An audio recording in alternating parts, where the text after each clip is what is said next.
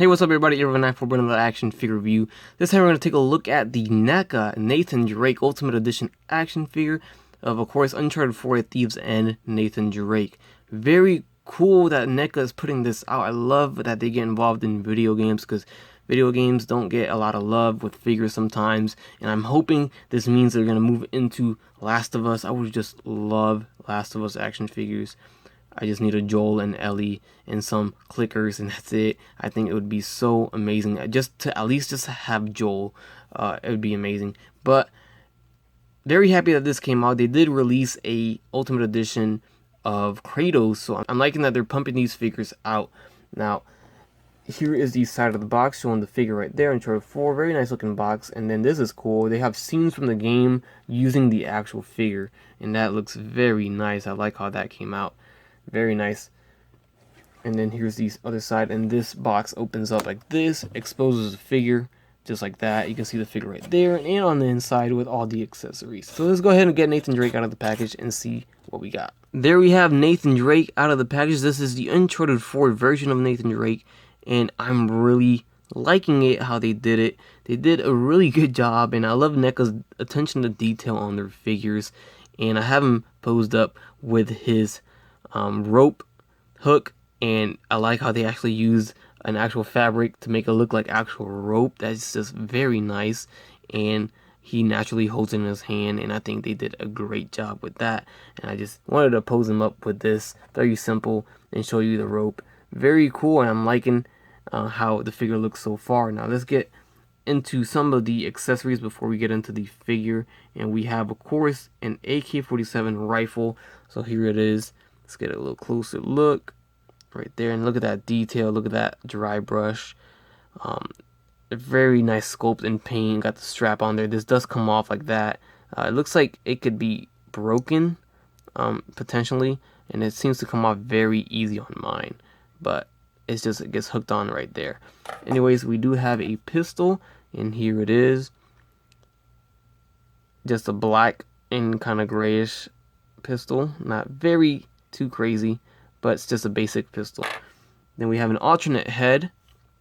This is actually the one that came on the figure when he was in package. I switched it out, and he has the teeth out. Don't really like this one too much, but I like the detail in the paint. Everything looks nice. The sculpt, very cool. And then we have the rope. Actually, the rope where you can have him where you can have it attached to him and not using it. Now they actually use soft rubber plastic for this rope and not a real one. And there's the hook closed up. And then we have some alternate hands, of course, the ones that he has on. This is a pistol hand on that right hand, and then this is kind of like holding the barrel of the gun hand.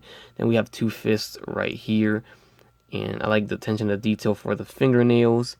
And then on this hand especially, we have the ring. Wish it was painted, but it seems to be not painted, and it's the same color as the skin, so that kind of sucks. What happened there, right?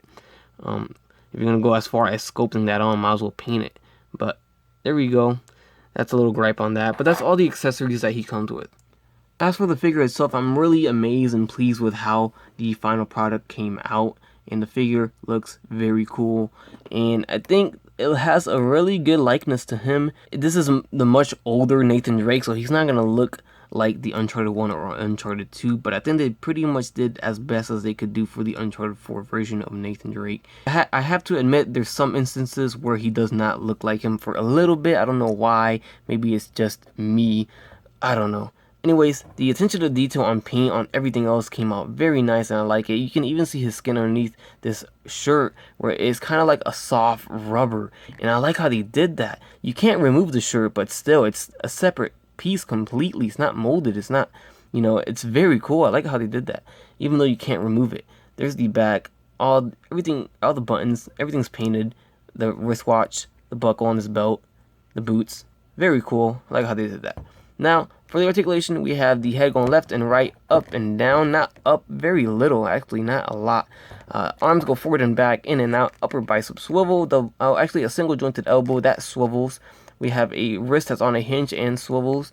Then the waist swivels, and we have a little bit of a diaphragm joint ab crunch. And maybe that's why they made it a soft rubber, because they didn't want to make a cut and make it plastic and make it look unnatural. So I like how they did that. So the legs go forward and back. Soft rubber on the pants up here. Kind of looks awkward, but not too bad. In and out. Swivel at the thigh. Double jointed knees, legs. Ankle goes forward and back, and a little ankle pivot, not a lot. Swivels left and right a little bit. There you guys have it. I like the way he looks like right now because he's got the pistol on his holster, the rifle over here, and then the rope attached to his waist. And he looks spot on like him at this angle, and I think it looks great. Everything came out nice. Very good figure for any video game collector. I highly recommend. So with that said, I hope you guys enjoy the review. Please leave a like, comment, subscribe if you guys like, and you guys have a great day. Bye.